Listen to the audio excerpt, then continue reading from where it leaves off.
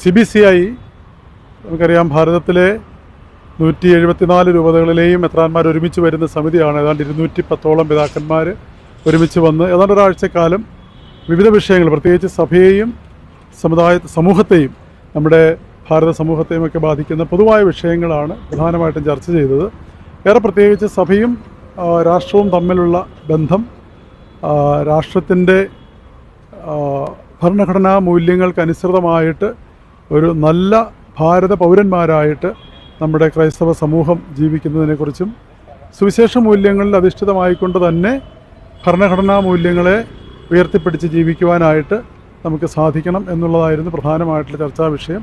അതേസമയം രാജ്യത്തിൻ്റെ വിവിധ ഭാഗങ്ങളിൽ ഉണ്ടായിക്കൊണ്ടിരിക്കുന്ന ന്യൂനപക്ഷ വിഭാഗങ്ങളോടുള്ള പ്രതികൂലമായിട്ടുള്ള ചില സാഹചര്യങ്ങൾ അല്ലെങ്കിൽ പ്രവർത്തനങ്ങൾ, ക്രൈസ്തവ സമൂഹത്തിൻ്റെ നേരെയുള്ള ആക്രമണങ്ങൾ, ഇങ്ങനെയുള്ള കാര്യങ്ങളെല്ലാം ചർച്ചയ്ക്ക് വിധേയമായി.